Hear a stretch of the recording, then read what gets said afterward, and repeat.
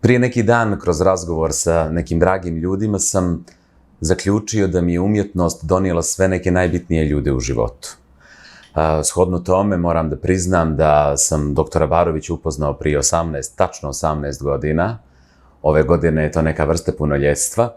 I upoznali smo se upravo kroz umjetnost. Sjećam se, prije akademije sam radio jednu amatersku predstavu koja je bila veoma uspješna i Nikolina sestra je igrala u toj predstavi sa mnom i došao je na jednu od proba, prosto da vidi kako to izgleda.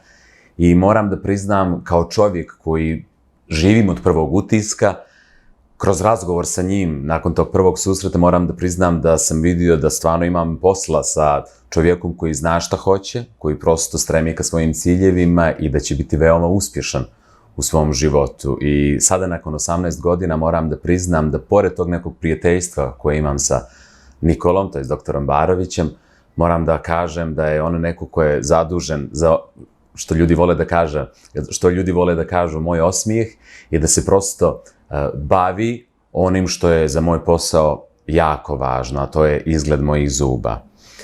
Godinama svjedočim najbolji mogući vid profesionalizma, jedne nevjerovatne radne etike i surovog profesionalca koji je uvijek tu za svoje pacijente. Ne pamtim, a to je ipak veliki niz godina, da kad god mi je bio potreban, iz ovog ili onog razloga, a tiče se naravno zuba, on je uvijek bio tu za mene. I moram da priznam da sam jako zadovoljan, a posebno kroz neke sve svoje projekte koji su imali internacionalni značaj, ako se osvrnemo na Euroviziju, jedan, mogu slobodno da kažem, svjetski projekat, a poslije Eurovizije i britanski X Factor, što je malo kome uspjelo, u stvari nikome nije uspjelo sa balkanskih prostora.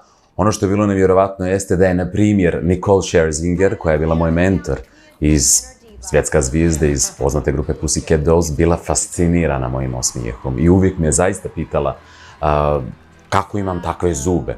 Naravno, u pitanju jeste i genetika, ali opet s druge strane, ne samo genetika, nego prosto jedna nevjerovatna stručnost koju Nikola kao stomatolog posjeduje i ne mogu da opišem zadovoljstvo i zahvalnost što sve ove godine bezbrižno mogu da se osmjehujem i da se na neki način vrlo relaksirano upuštam u svaki novi vid umjetničkih projekata, jer znam da će Nikola uvijek biti tu za sve moguće zahvate, za uvijek redovnu brigu o mojim zubima. I moram da priznam da je on čovjek koji je tu za svoje pacijente.